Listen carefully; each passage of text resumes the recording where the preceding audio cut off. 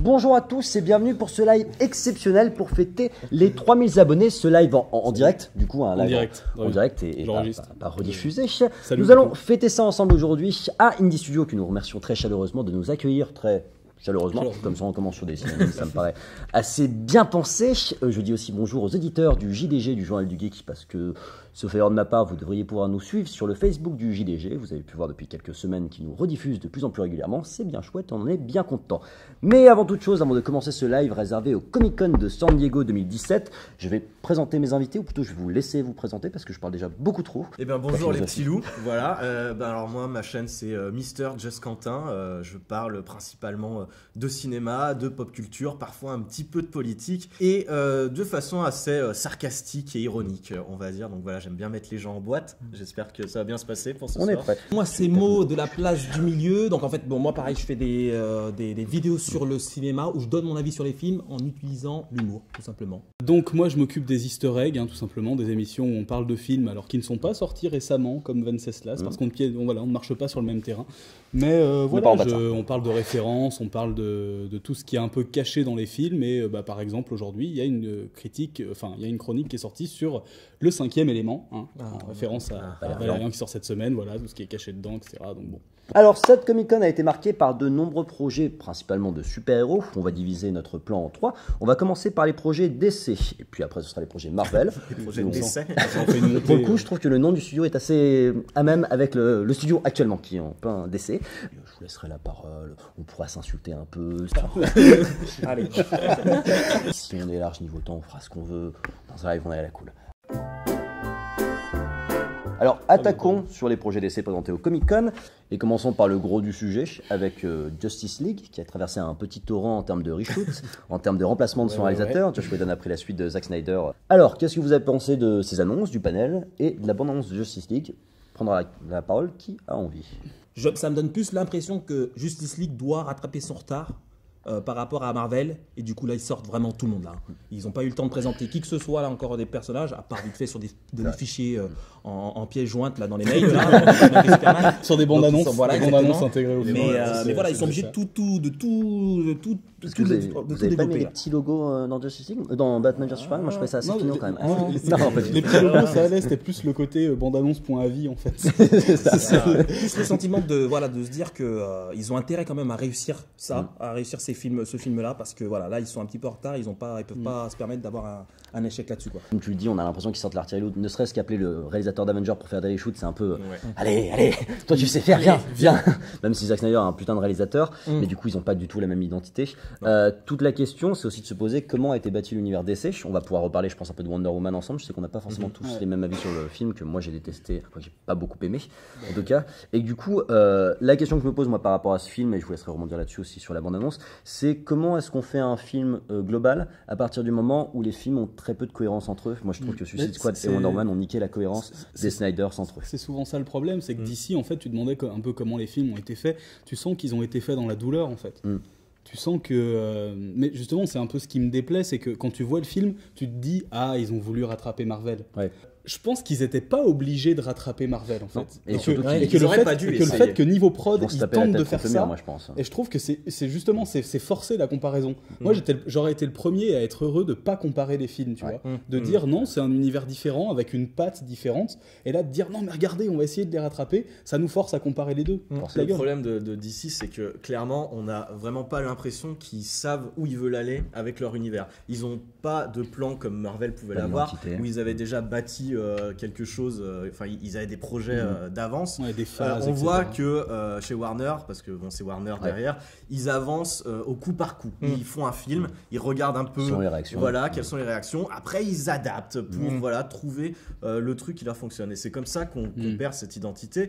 Et c'est le problème qu'on avait eu sur Suicide Squad, qui à la base, Suicide Squad devait être quelque chose de très noir, très dark, assez violent et tout. Et en cours de route, ça a changé et ils ont essayé d'en faire un gardien de la galaxie bis. Et c'est vraiment ce que je sens sur cette nouvelle bande-annonce de Justice League, à savoir que le film a été conçu comme une suite à Batman vs Superman, un petit peu dark, et auquel Et ben ils ont retravaillé derrière pour apporter plus de blagues, pour apporter un côté fun, rigolo, et comme tu dis, on perd toute cohérence d'univers. Et qu'est-ce que tu as pensé du coup de Batman vs Superman en tant que film à part entière, exempt d'un univers cinématographique? Parce que je trouve qu'il y a des vraies qualités de réalisation. Je suis tout à fait d'accord. Après, si vous allez sur ma chaîne, vous pouvez voir la PLS contre le bashing de Batman vs Superman, que j'ai trouvé assez injuste à son égard, même si le film a des gros défauts de construction. Par contre, c'est sûr qu'il avait une vraie proposition de cinéma, qu'il essayait de s'inscrire comme un film, vraiment, avec un début, un milieu, une fin, même si il faisait peut-être partie d'un autre univers. Et alors, on sentait les rajouts avec le fichier PDF. Là. Il fallait les introduire. C'est pour ça que j'arrive pas à en vouloir à Zack Snyder aussi pour le film. C'est que, clairement pas. En fait, tu sens qu'ils lui ont demandé de faire 5 films en un. Ils lui ont demandé de faire l'origine de Batman, Superman 2, Batman versus Superman, introduire des personnages. Et déjà là, tu comprends que le truc fasse 3 heures parce que ça devrait être une série. En DC, ils ont un cahier des charges, mais ils ont aussi un calendrier. Ouais. Et du coup, par exemple, pour Batman v Superman, ça se montre très bien que c'est un film qui est condensé. C'est 5 films condensés en un, comme tu viens de le dire. C'est ça, quoi. Ils étaient obligés de tout montrer pour pouvoir après faire dans la précipitation, pour pouvoir après justifier l'existence de Justice League par la suite. Voilà, donc Marvel, ils ont très bien fait les choses, c'est-à-dire que même, je sais même pas s'ils avaient déjà pour projet de faire Avengers, mais en faisant Iron Man, puis ensuite Captain America, Thor, ils ont pris le temps tranquillement. Et du coup, ils ont pu sortir Avengers. Mais voilà, maintenant, on est en 2017, Avengers date de 2012, il y a des choses qui ont évolué, les gens ont commencé à déjà voir des univers partagés, ils commencent déjà à voir cette idée-là. Les univers partagés sont de moins en moins aimés par le public. Quand on voit la momie, les gens ils commencent à moins en moins aimer. Il n'y a que Marvel qui a réussi un petit peu. Qui ont réussi à faire ça. Et du coup, là, Marvel. Et qui l'adapte d'ailleurs. Qui commencent dans leur phase 3 et essayer d'autres choses, comme j'ai trouvé Spider-Man qui n'est pas une origin story, tu vois, où on part pas sur comment a-t-il eu ses pouvoirs, blabla. Tu sens que même là, ils essayent d'être précurseurs d'un truc. C'est-à-dire de dire, c'est pas parce que c'est le premier film d'un super-héros que ça doit être, et moi c'est pour ça que j'avais moins aimé Doctor Strange, c'était ce côté, c'est le premier film, comment il a ses pouvoirs, il y a un méchant, il va développer ses trucs. Ils essayent de faire avec les Gardiens de la Galaxie volume 2, c'est-à-dire que on sent qu'ils ont quand même une franchise qui est clairement détachée du reste. T'as pas besoin d'avoir vu alors, quoi même que ce soit si pour on va sans doute les voir dans Infinity War, ce sera presque plus un mais ce sera vraiment l'ordre du clin d'œil, du micro-caméo. Et les gens qui aiment Gardiens de la Galaxie peuvent suivre sans... Que Gardiens de la Galaxie. Que Gardiens de la Galaxie. Et du coup, pour revenir sur cette question-là, parce que si on parle de Justice League, il faut naturellement parler de Wonder Woman qui a pris une importance dans la bande-annonce qu'elle n'avait pas initialement. Du coup, qu'est-ce que vous avez pensé de Wonder Woman? Parce que c'est plutôt l'identité vers laquelle apparemment DC va se diriger, étant donné que ça a très très bien marché. Et que moi j'ai un vrai problème avec ce film, c'est que Wonder Woman, c'est un film Marvel des années 2008. Je suis totalement d'accord avec toi. Mais t'avais plutôt été positif. Franchement, les 2 premières parties, j'ai trouvé que c'était bien. Je trouvais que c'était pas mal. Ils inventent rien, ils ne donnent rien de nouveau ni rien. Mais effectivement, sur la 3e partie, je me suis dit, attends, mais ils ont fait Man of Steel, ils détruisent tout. Et encore après, ils s'en servent pour Batman v Superman. Donc tu dis, on peut comprendre. Ok, c'est Superman. Batman v Superman, ils te détruisent encore tout. Et là, tu te dis, c'est calme, c'est tranquille, ils font un truc pas mal. C'est la première guerre mondiale. 3e partie, les mecs, on dirait qu'il leur restait du budget, ils se sont dit, il faut qu'on détruise tout, les gars. Il nous reste des sous en plus. Oh, c'est beaucoup trop lumineux ce film, attends. Tu me vois, c'est tout ça, t'exploses tout, mon gars. Attendez, j'ai une idée. Le mec, ce sera de nuit, dans un environnement tout gris. De toute façon, Suicide Squad a cette scène d'action la plus mémorable du monde, c'est-à-dire que comme ils avaient trop fait de la merde sur les effets spéciaux, ils sont mets-moi de nuit, mets-moi de la pluie, mets-moi des champs blancs. J'ai une super relativement dur avec le visuel de Wonder Woman, étant donné que Civil War n'a même pas de photographie. Je te parle de la fin. On n'a pas dit que c'était mieux de l'autre côté. Il y a 20 minutes consacrées à Marvel derrière. Ça va y passer. D'accord. Bref. Mais moi j'ai plutôt aimé Wonder Woman. Ouais, t'as plutôt été quand même. Après, on est d'accord. C'est pas un mauvais film d'action. Se repose sur des bases qui sont simples et qui sont des bases de Marvel de 2008. En fait, c'est ça qui me pose souci. C'est comme on le disait, la force de DC, c'est de proposer quelque chose d'autre. On a un film qui fonctionne. Je trouve que tu peux pas proposer la même chose que ce qui a été proposé en 2008. C'est pas si mal. On va peut-être conclure parce qu'on a finalement assez peu parlé de la bande-annonce de Justice League, du coup, qui était quand même très, moi je trouve, en termes d'image, très stylisé, en termes Snyderien, donc c'est beau. Enfin, moi je trouve que Zack Snyder c'est vraiment beau. Watchmen est un putain de film. Oui, le côté tableau et tout. On a eu cette petite réorchestration de Man of Steel qui, moi, me fait plaisir personnellement en termes de zik, qui est vraiment cool. Et ça m'a rappelé la bande-annonce de Man of Steel qui était vraiment folle, qui était mieux que le film, qui est beau, mais je trouve que la bande-annonce était merveilleuse. Vraiment, donc c'est quand même une bande-annonce qui, moi personnellement, m'a hypé. Pas tellement. Pas tellement. Moi j'attends. Je vois pas trop hypé. Là maintenant les films de super-héros s'enchaînent tellement. C'est ça. Ouais, c'est plus ça. C'est pas tellement parce que c'est maintenant dur de me hyper sur un film de super-héros. Oui, c'est dur de me dire regarde, il y aura des caps et tout. Encore plus mieux, T'en avais un tous les ans. Maintenant t'en as pas mal tous les ans. Et maintenant, et en plus on en a plusieurs films et qui réunit plusieurs super-héros en même temps. Donc tu te dis voilà. Non c'est non. Ça va, j'irai le voir, c'est sûr. Je serai devant la salle. Ah oui, j'irai le voir aussi. Il n'y a pas de problème. Trop UGC. Aucun placement de produit. Et non, moi pas spécialement hypé. C'est surtout l'humour qui prend trop le parti pris. Enfin, le pas sur. En plus, c'est un parti pris d'appeler Josh Whedon pour faire les reshoots. Apparemment, 25 millions.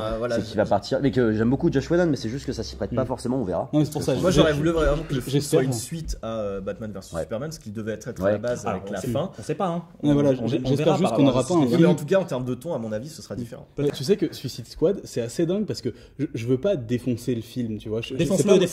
Tu peux y aller. C'est pas mon genre de défoncer un film gratuitement en mode ouais, c'est que mauvais et tout. Mais quand j'entends la musique du générique de fin, c'est le ta-na-na-na-na, je me sens pas bien. Ça m'a foutu en l'air cette musique, mais pour la vie, quoi. C'est pas une mauvaise musique en plus, tu vois. Non, mais tu sais, juste quand je l'entends sur autre chose, tu sais, genre, elle passe dans une boutique, un truc, quelqu'un qui l'écoute, na-na-na-na, et je me sens viscéralement. Alors moi je me sens bien parce que c'était la fin du film, on était ensemble mais j'étais gêné. Oh putain. Les lumières sont allumées, j'ai regardé les gens autour de moi. J'avais limite envie de m'excuser. Le mec il était là. J'ai resté toute la salle à boire une bière. C'est pas ça qui est super-héros, c'est pas ça. Je me sentais pas bien, j'étais pas bien. Et en fait tu t'es rendu compte que t'étais avec une salle de gamins de 10 ans qui ont tous adoré. Non. Il y avait des personnes qui étaient en cosplayer. Ouais, en plus qui étaient à fond, mais on voyait leur tête, le maquillage qui coulait. Ils étaient en train de convulser sur un côté. Le mec était en train de baver, j'étais limite, je voulais m'excuser auprès de toute la salle, quoi. Puis je revois ce moment, c'est retourné l'un vers l'autre. La sortie elle est là, c'est ça. On va les manger parce que. Alors c'était. Donc enchaînant sur le planning du coup parce que ça n'a pas été la seule annonce de DC à ce Comic Con, on a eu un beau planning de production, moi que j'ai trouvé très moche, mais on a eu pas mal de grosses annonces en sachant qu'il y avait aussi une grosse rumeur qui a surgi lors du Comic Con, c'est qu'a priori Affleck posait des petits soucis en termes de timing, donc ils ont un peu envie de virer Ben Affleck de son film Batman alors qu'il avait été annoncé en grande pompe, mais que le non-succès de Batman vs Superman a manifestement un peu enlevé à leur plan, et que du coup on a eu des films annoncés, surtout un Flashpoint qui est référencé vers la BD, qui peut sous-entendre un possible reboot de l'univers cinématographique DC. Et donc l'année prochaine on a Aquaman, mais les autres films sont pour 2019, 2020. Le film, la volonté en tout cas de faire un film Flashpoint, alors après c'est qu'un titre de film, peut-être que ce sera juste un film sur Flash et que du coup ça n'aura pas d'autre intérêt, mais que dans les comics le Flashpoint c'est vraiment un reboot de l'univers, ce qui a déboulé sur les New 52 qui sont d'excellents comics, et que ça donne un peu l'impression que on va être jusqu'à Flashpoint sur une phase de test en tant que film en disant lui il marche pas, comme ça après ils font un reboot, comme ça ils pourront je pense virer Ben Affleck parce qu'il sera vieux, et je je trouve faire un reboot au cinéma aussi rapidement, c'est quand même un aveu d'échec qui est. Clairement. On l'a vu sur The Amazing Spider-Man, ça. 2, je veux dire, quand tu fais un reboot si tôt, tu te dis il y a un problème. Et les gens commencent à le voir, quoi, qu'il y a un problème. C'est que les gens sont de plus en plus au courant de la production, sont de plus en plus au courant de comment c'est fait les films, comment sont faits les films, et là, quand ils voient qu'ils changent des acteurs, les gens ils comprennent pas tout à Spider-Man Homecoming. Et bien très bien, on peut du coup attaquer maintenant la question des projets Marvel. Alors on a commencé à... Donc nous on va se retirer parce que ça va mais pas pareil. On va pouvoir gueuler mais différemment. Marvel qui appartient maintenant à Disney présente souvent ses films à la D23, c'est une convention biannuelle de la part de Disney où ils présentent leurs plus grands films, donc maintenant c'est du Star Wars, du Marvel, puis un peu de jeux vidéo, parce qu'ils sont même Kingdom Hearts et compagnie. Sur Marvel et Star Wars. Exactement. Alors Battlefront, alors Marvel VR. Sur tout ce qui est Disney en fait. Moi, j'avais un peu peur qu'ils annoncent le Pixar Extended Universe, 25 films annoncés. Pitié, ne parle pas de malheur comme ça. Attention, on a déjà un Frozen 2 alors. C'est vrai.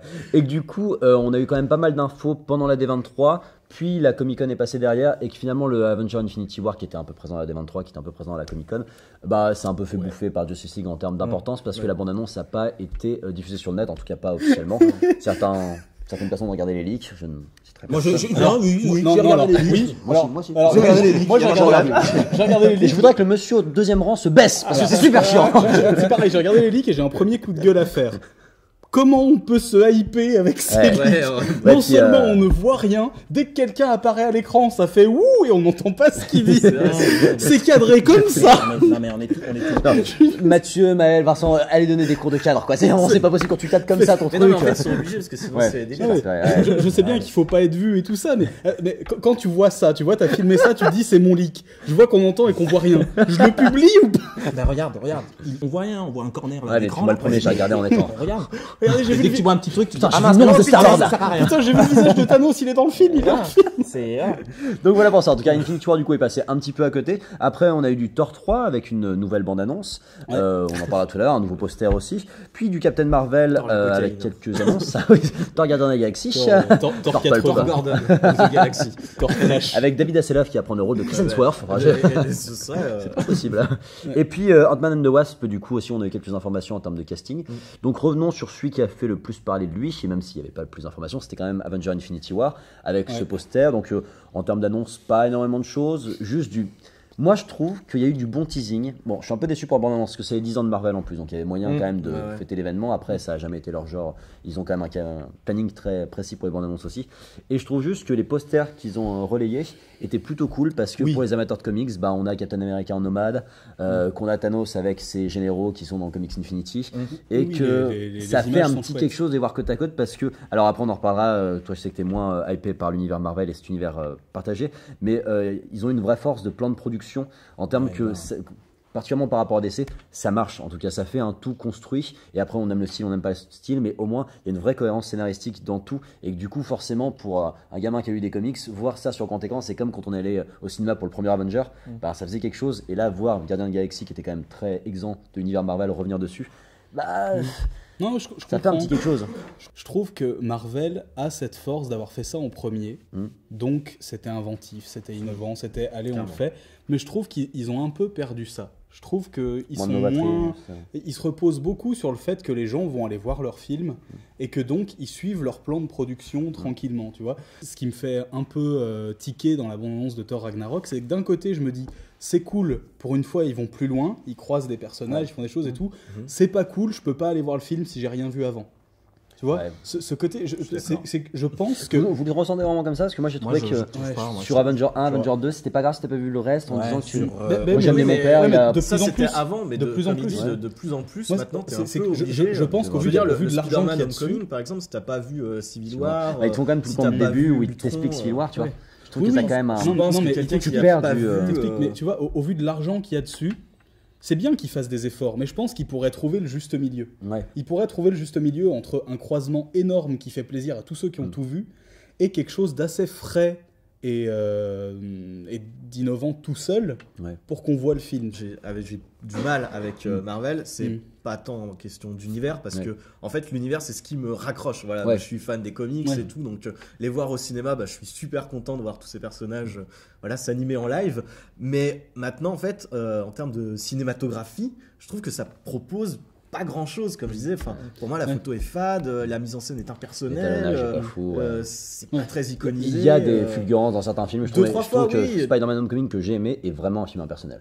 On est d'accord, par exemple. Non mais de temps en temps, il y a des scènes, il y a quelques fulgurances. Par exemple, il y avait le passage des plans des multivers avec Doctor Strange, c'était plutôt cool. Voilà, de temps en temps, il y a des trucs qui me font rester, mais en règle générale, j'y vais parce que je suis fan de comics. Je serais pas fan de comics, je n'irais pas voir les films Marvel. Faut savoir, c'est que Marvel, ce qu'ils ont réussi à faire pendant 10 ans là, c'est qu'ils ont réussi à créer vraiment une politique produit, quoi. C'est-à-dire qu'ils savent comment leurs films vont être du début jusqu'à la fin. D'ailleurs, ils ont une vision, donc phase 1, phase 2, phase 3, ils ont une très bonne vision là-dessus, ils savent dans quelle direction ils veulent aller. Quand il y a des créatifs, Edgar Wright, qui veulent dévier, ils disent non, nous on veut pas, donc finalement il y a des discords, ils partent. Mais la Marvel maintenant, ils ont une politique qui fait que leur franchise, ils ont une lignée, ils ont une politique. Ils ont des rails, ils sont dessus. Et voilà, ils sont dans les rails, ils déroulent. Et là ils sont super. C'est pour ça que maintenant ils arrivent, ils ont réussi, ils ont eu un petit peu peur pour les Gardiens de la Galaxie, ils ont réussi quand même à développer une promotion pour pouvoir faire en sorte que des personnages qui étaient inconnus au départ soient maintenant tout le monde kiffe. Rocket Raccoon, ils sont comme des dingues, les gens, ils sont comme des dingues là-dessus. Ant-Man aussi, voilà. Ant-Man, c'est devenu les Avengers de l'espace, alors c'était pas du tout connu à la base, quoi. Ils ont réussi maintenant à raccrocher par Thor, ils ont réussi à raccrocher les Gardiens de la Galaxie ensemble. manière cohérente, exactement. Et du coup, maintenant, ils arrivent à dérouler. Ils font Black Panther, il n'y a pas de problème. Ils font Captain Marvel, il n'y a pas de problème. Il y a qui d'autre comme héros? Et là, on va dérouler. Je suis d'accord. On va enchaîner sur les autres films, vu qu'il y a quand même eu pas mal de choses, même s'il y a un peu moins de choses à parler sur les autres. C'est Thor 3 qui a quand même eu, du coup, le film le plus mis en avant parce qu'il avait une nouvelle bande-annonce et tout ça, et qui est effectivement un mélange de ce que faisait Thor et ce que faisaient les Gardiens de la Galaxie, quelque chose de très pulp. Les Gardiens d'Asgard. Exactement. Qu'est-ce que vous avez pensé de ça? Est-ce que hypé, pas hypé? Moi, je suis content. Eh ben, moi, pareil, je suis plutôt hypé. Hulk est là une bonne moitié de film et que c'est un vrai personnage et pas juste, viens, on va mettre Hulk, ça va faire plaisir aux gens. C'est ce que j'attends. J'avais peur que dans la bande-annonce finale nous montre que non, il n'est pas là plus de temps que ça.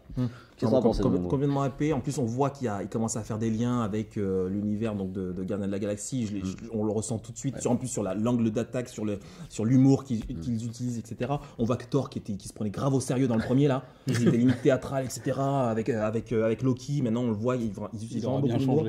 C'est nickel. Et puis moi, franchement, Hulk, depuis le temps que j'attends un film sur lui, je pense qu'il n'y en aura pas, mais ils arrivent maintenant à utiliser Hulk parce que c'est un petit peu le Deus Ex Machina, qui défonce tout le monde. C'est les ex du Seigneur des Anneaux, quoi. C'est compliqué de lui mettre des enjeux sérieux, genre défendre une ville ou quoi.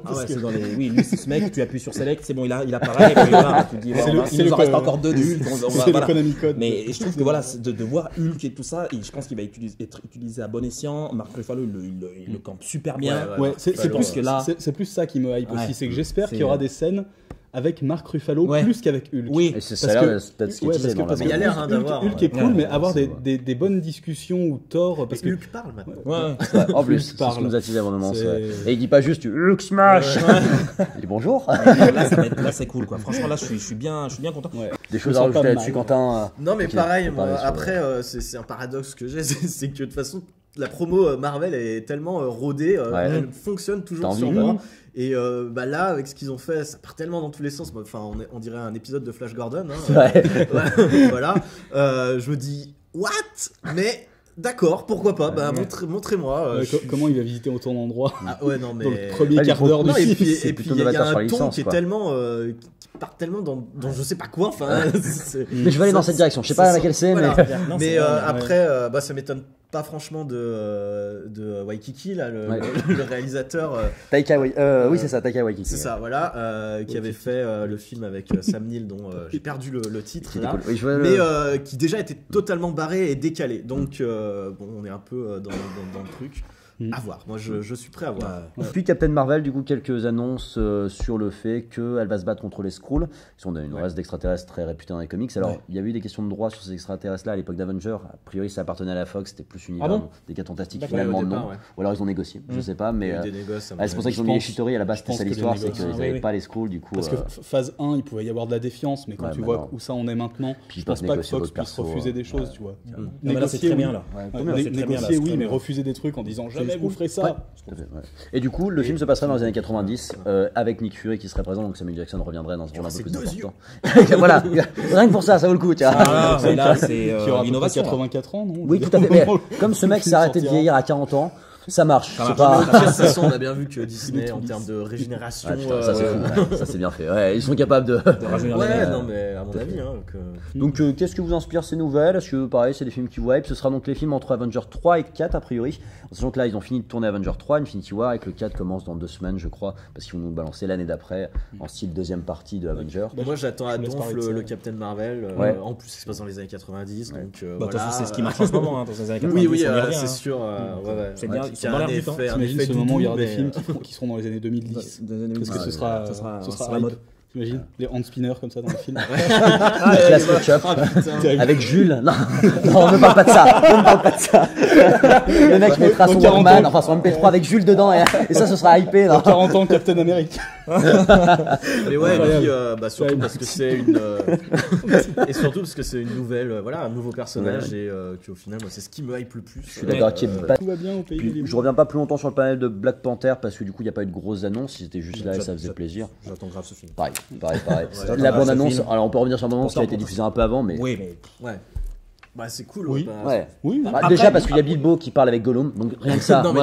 Non, et puis après moi ce que j'aime bien c'est qu'ils ont vraiment développé une nouvelle esthétisme en mélangeant la culture sud-africaine avec ce côté très pulp, pop, super héroïque. Et en fait on n'a jamais vu ça encore au cinéma. Donc.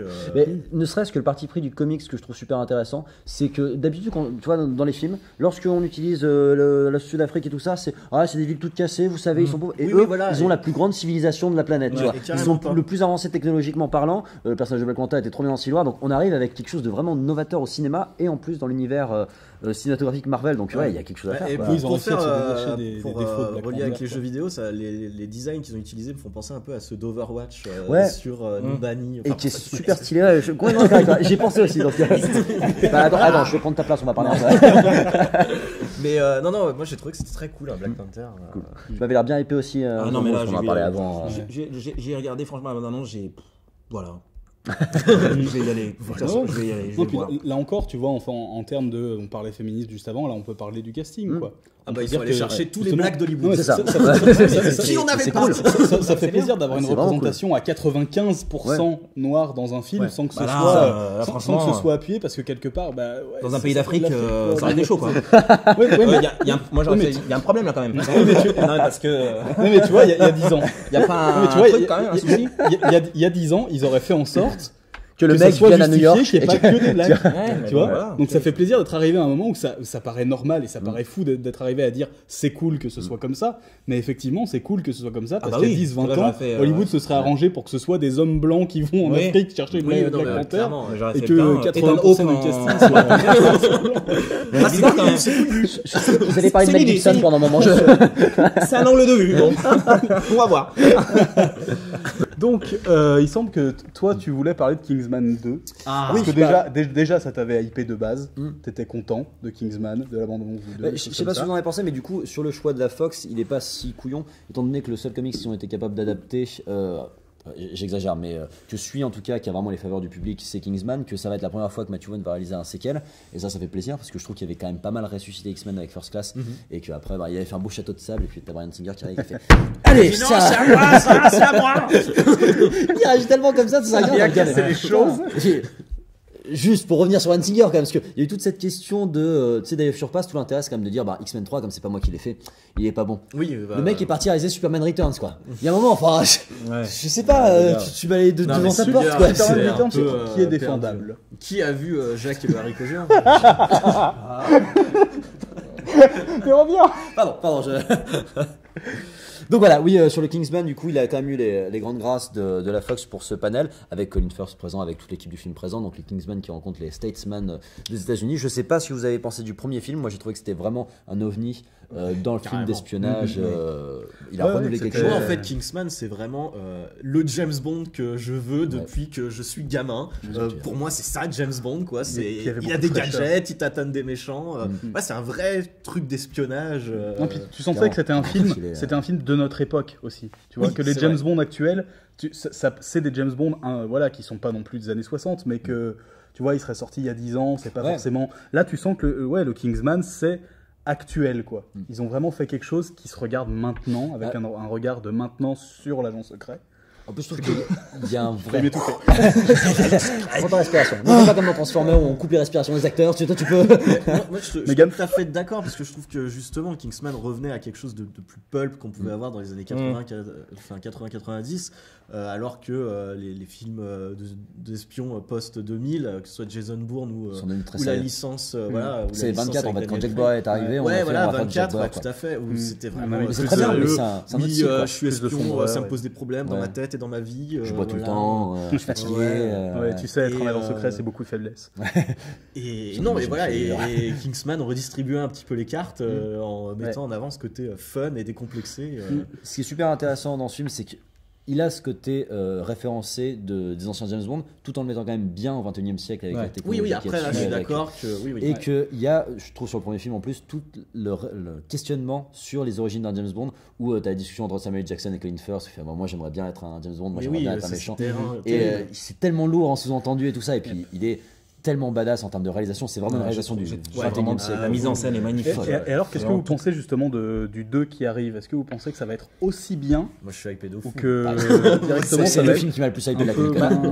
Alors moi, non, ce sera bien mieux. Ça marche. Disons que j'ai les mêmes craintes que j'avais pour John Wick 2 par rapport à John Wick. C'est-à-dire que autant dans John Wick c'était original une deuxième fois. Quand tu vois, je sais pas, quand il y a un truc qui a du succès, j'ai l'impression qu'ils se disent, étant donné que le premier film a eu du succès, on va prendre la même formule et on va la transposer, on va changer des petits trucs là, on va faire un petit réglage et on va avoir une bonne formule. J'espère. Mais la différence avec John Wick, juste que Kingsman 2, j'espère que qu'il va pouvoir quand même ne pas se référencer certes sur le premier, mais qu'il va pouvoir proposer quelque chose de nouveau. Et après, je pense que Mathieu Vaughn déjà qui avait fait Kick-Ass, qui moi j'avais vraiment fantastique. Quand tu vois de la différence avec Kick-Ass 2, la différence se voit directement. Et j'ai l'impression que son identité va vraiment transpirer dans le Kingsman 2 et c'est ça que j'espère. Et c'est surtout que dans Kingsman 2 il y a toujours Mark Millar derrière au scénario. Et ils sont très bons potes avec Matthew Vaughn et du coup il y a une cohésion aussi entre le comics et le réalisateur. Et puis dès la bande-annonce on voit qu'il y a quand même des choses qui vont changer. Et oui, des choses qu'il y a une nouvelle proposition. Il y a des prises de risque.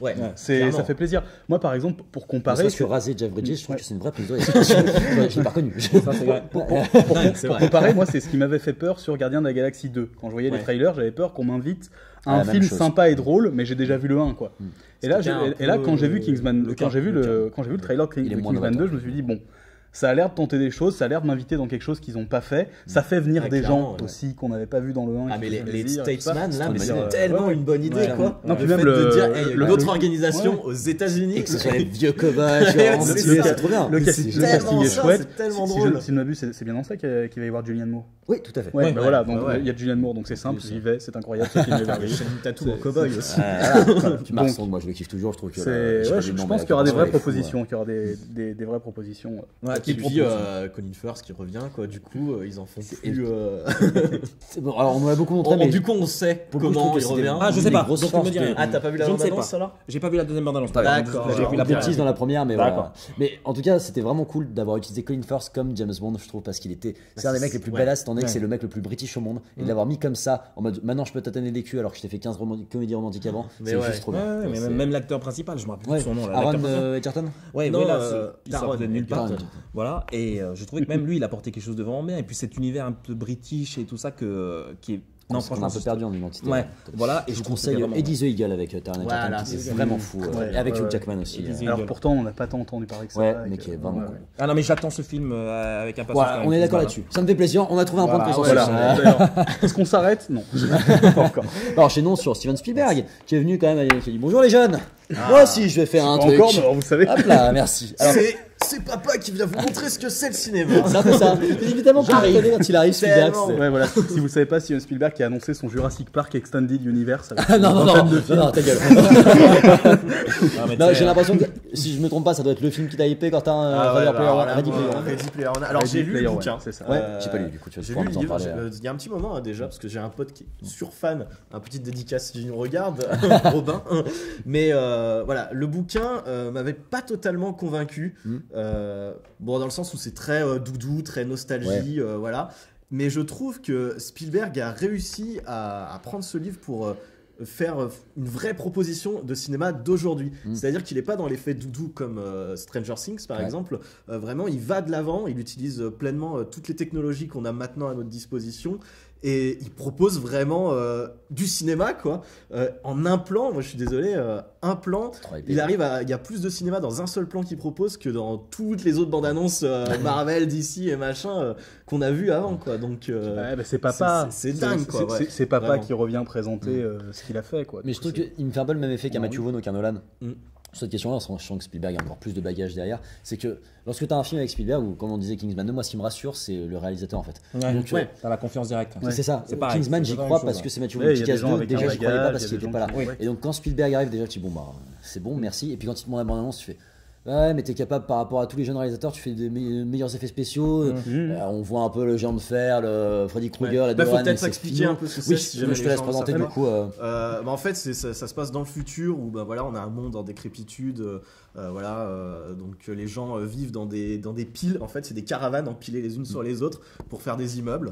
Et le seul moyen de s'évader, du coup, c'est d'être dans un jeu vidéo, un MMORPG qui s'appelle Oasis, où dedans tu peux faire vraiment tout ce que tu veux. Et en fait, c'est la nouvelle société d'aujourd'hui, parce que les gens travaillent dans ce jeu vidéo, vivent là-dedans.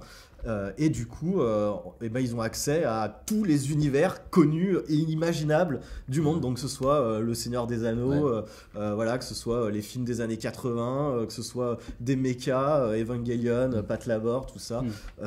Et Goldorak, Goldorak, et du coup, va y avoir une espèce de quête initiatique d'un jeune homme qui doit essayer de retrouver des clés, etc. pour avoir l'accès total à ce monde, à cet univers.